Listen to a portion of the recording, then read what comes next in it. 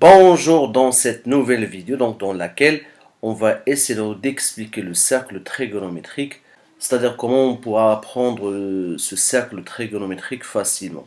Dans un premier temps, on va essayer d'expliquer comment on pourra placer ce qu'on appelle les angles usuels, tout ce qui est sur 6 par exemple, quand pi sur 6, 5 pi sur 6, les angles qui sont sur 4, comme pi sur 4, 3 pi sur 4, etc. Et pareil pour les angles qui sont sur 3, comme le pi sur 3. D'accord?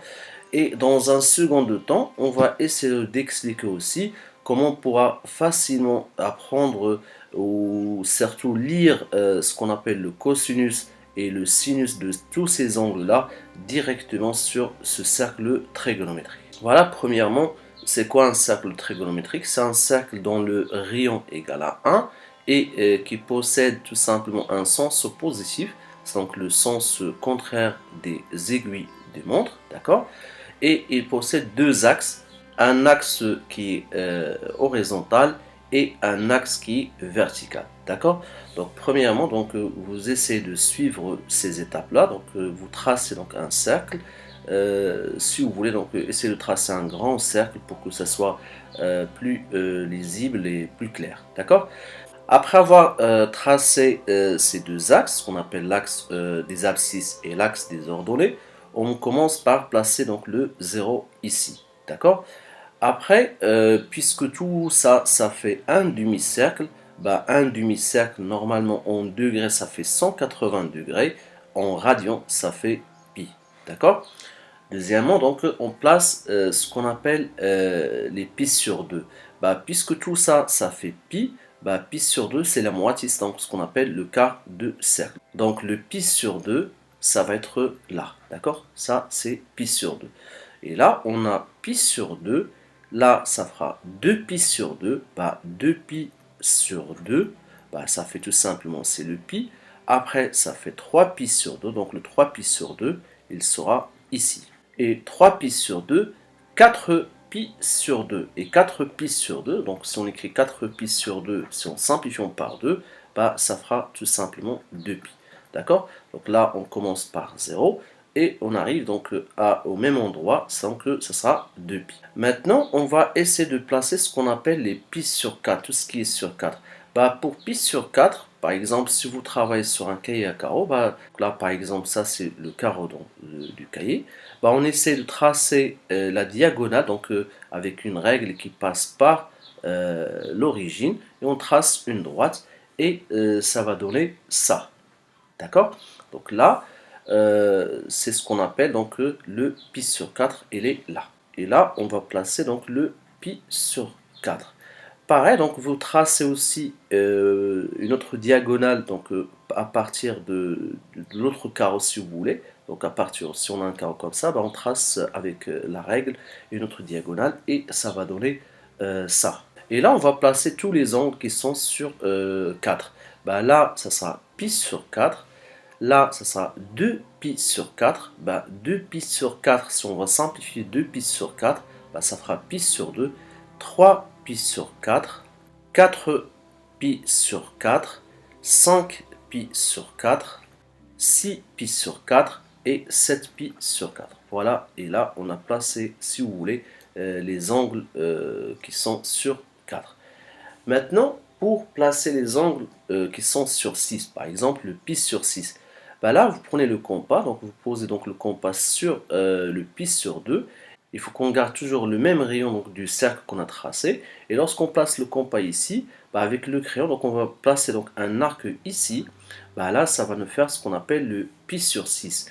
Et là, lorsque vous tracez cet arc ou ce point ici, bah avec la règle, on va tracer une droite comme ça. Et là, on est sur le pi sur 6. D'accord? Et là, toujours avec le compas, donc on place le compas toujours sur le pi sur 2.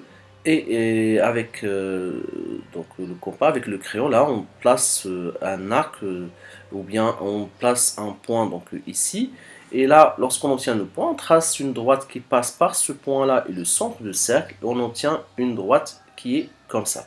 La même chose, là on va placer le compas ici, toujours avec le compas, on place un point ici, Et à partir de ce point-là et le centre du cercle, on trace une droite et on obtient donc une droite comme ça. Pareil, on place le compas donc ici et on trace un arc de cercle donc ici. Et là, toujours avec la règle, on trace une droite comme ça, d'accord? Et là, on obtient cette configuration-là, d'accord? Et là, on va commencer à placer les angles. Donc là, ça fait pi sur 6. Donc là, si on prend la même portion donc ici, là, ça va être la même chose donc ici. Bah, ça, c'est pi sur 6. Et là, ça fait 2 pi sur 6. Bah, 2 pi sur 6, c'est ce qu'on appelle le pi sur 3. Donc là, 2 pi sur 6. 3 pi sur 6. Bien sûr, si vous simplifiez donc le 3 pi sur 6, vous obtenez donc pi sur 2. 4 pi sur 6. Bah, 4 pi sur 6, ça va nous faire 2 pi sur 3. D'accord? Ou sinon, si vous voulez, donc tout ça, ça fait pi sur 3. Bah là, ça va nous faire 2 pi sur 3. Et on pourra continuer comme ça. Donc là, puisque ça sera 2 pi sur 3, 3 pi sur 3. 3 pi sur 3, ça fait pi. Après, 4 pi sur 3. Et 4 pi sur 3, on le place ici. Et là, ça va me faire 5 pi sur 3. Et là, ça va me faire 6 pi sur 3. Bah, 6 pi sur 3, ça va me faire 2 pi. Voilà, on a placé tous les angles qui sont sur 3. Maintenant, pour les pi sur 6, bah là, on a dit donc pi sur 6, 2 pi sur 6, 3 pi sur 6, 4 pi sur 6. Et là, ça sera 5 pi sur 6. Et on continue, donc 6 pi sur 6. Bien, donc tout simplement, c'est le pi. 7 pi sur 6. 8 pi sur 6, ou bien 4 pi sur 3, 9 pi sur 6, c'est-à-dire 3 pi sur 2 si on va simplifier, donc 10 pi sur 6, et là 11 pi sur 6. D'accord? Voilà, et là on a placé tous les angles qui sont sur 4, ou bien sur 6, ou bien sur 3. Et là on obtient ce cercle-là, avec bien sûr, donc là on a dit que c'est 0, ça c'est pi sur 2, là c'est pi, et là c'est 3 pi sur 2, et là ça sera le 2 pi. Et là on va essayer de chercher le cosinus ainsi que le sinus de tous ces angles là sur ce cercle trigonométrique, d'accord? Déjà je vous rappelle que cet axe là, donc l'axe des abscisses, il représente ce qu'on appelle l'axe des cosinus, et l'axe des ordonnées, donc ça va être l'axe des sinus, d'accord? Là ce que vous essayez donc de faire, donc là on va essayer de tracer des droites comme ça, on va essayer de joindre donc à chaque fois les deux angles qui sont symétriques par rapport à l'axe des abscisses, et pareil donc pour les angles qui sont symétriques par rapport à l'axe des ordonnées.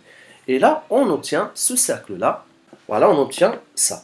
Et là je vous rappelle, on a dit que ça c'est le cosinus, et cet axe là ça sera l'axe des sinus, d'accord?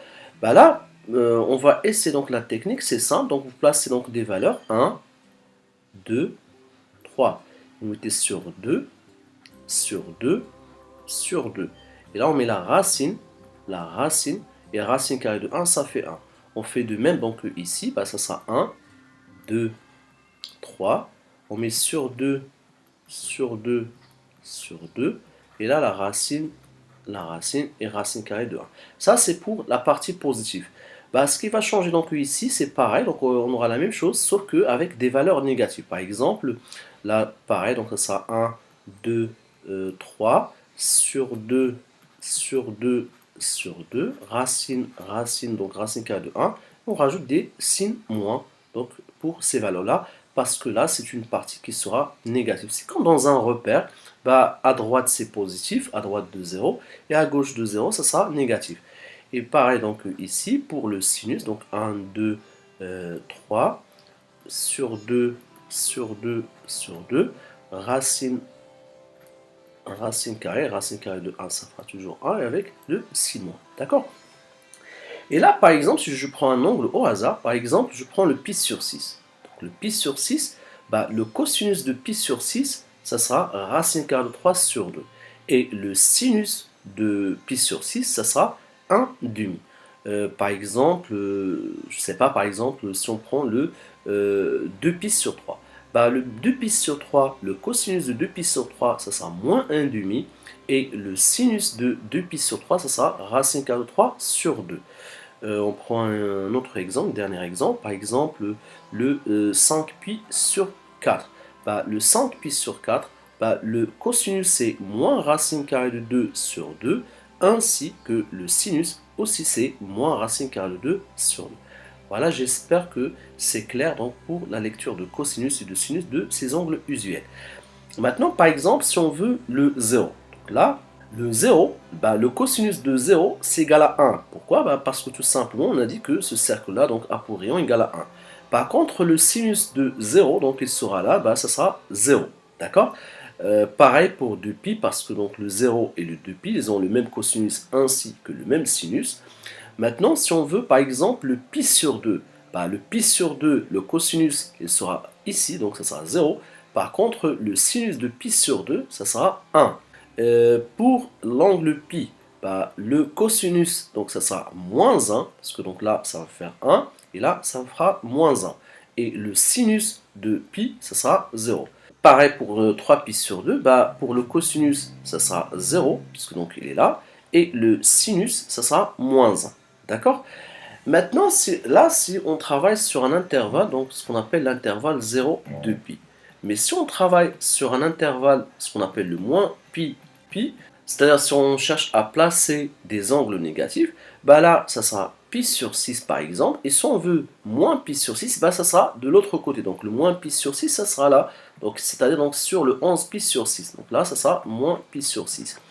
Le pi sur 4, il est là. Bah, le moins pi sur 4, il sera ici.